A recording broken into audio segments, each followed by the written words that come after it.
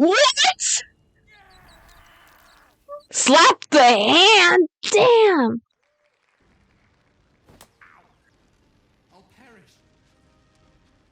Did I just kill Gale?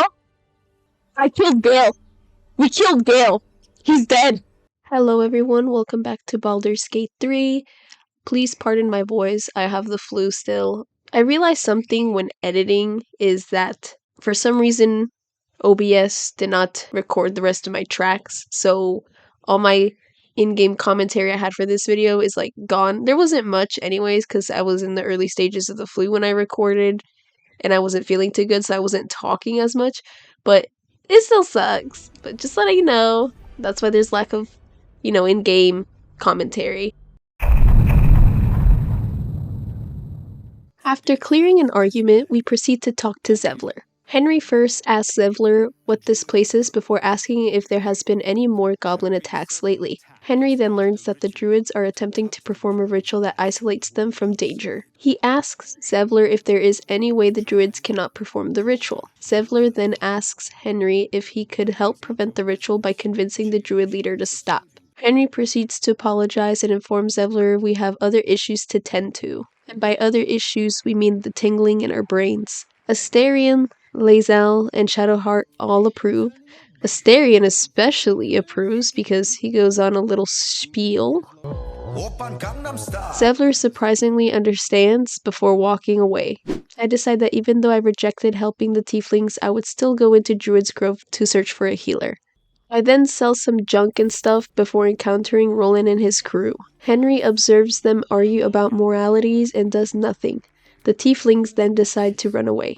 Henry then encounters Will again, fighting a child. Before politely just saying, "Hey, let me have a word, bro," in which leads to mind tingling. We ask about a red demon fire lady that we see in his mind, he's a cheater, before boldly asking him about her.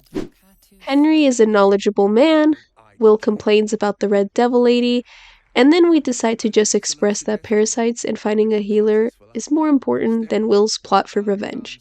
Will agrees that his revenge isn't as important. He then asks to join my crew after I propose finding a healer together.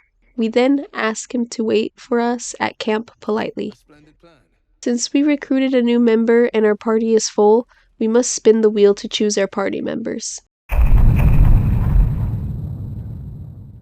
We spin the wheel and end up getting Lae'zel, Shadowheart, and finally, Will, unfortunately.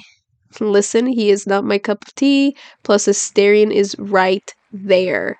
I then sadly change my party members up, level Will up, and decide that the wheel should choose his slots as well. We end up spinning for a command, in which allows a creature to flee, move closer, freeze, drop to the ground, or drop its weapon.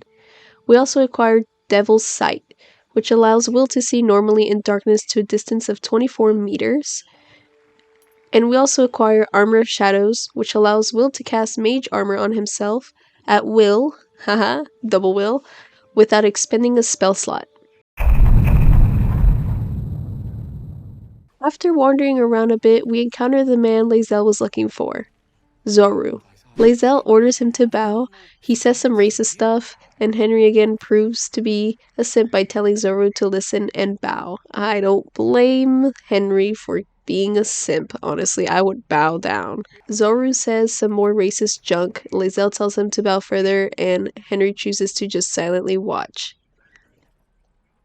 What a menace. Zoru finally bows all the way down, and Lae'zel receives intel on the Kresh. I don't know how to say this word, pardon me. I know Lae'zel says it a lot, but I can never say it. Lae'zel then desires to speak to Henry about civilian compliance, in which Shadowheart attempts to pick a fight. Henry tells Shadowheart to back off as we need more aggressive, sexy, cute Gith ladies in the world. Lae'zel really starts approving of us, while Shadowheart is left in disdain. Lae'zel then cutely mispronounces words, and Henry VIII decides to flirt with her and corrects her. She rolls her eyes but doesn't appear to hate us. Henry's criminal ass acts up again and he decides to attempt to steal meat. However, this alerts the guard, in which the wheel immediately tells us to attack. We kill a couple tieflings before we are absolutely destroyed and sent to jail. Will tries to scold me about my moralities, but I don't care. At jail, we find an escape before blowing up a couple times.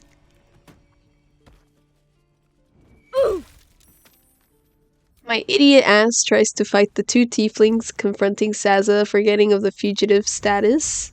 After I realize I have the status, which legitimately took a while for me to realize, I proceed to just stand there and wait it out before interacting with the tieflings and the trapped goblin. We watched this interaction, before again, deciding to do nothing. Honestly, I was hoping to side with the goblin, so I was a bit disappointed. We gather our gear back, visit the area in which I slaughtered the tieflings, which obviously they didn't clean up or care enough to keep me locked up for eternity, before walking away. I know this episode was short, but honestly I blame the flu and my lack of technological checking. But although it was short, I still wanted to release something. I'm sure the episode would have been longer if my commentary in-game wasn't, discarded, but here we are. Thank you guys for watching.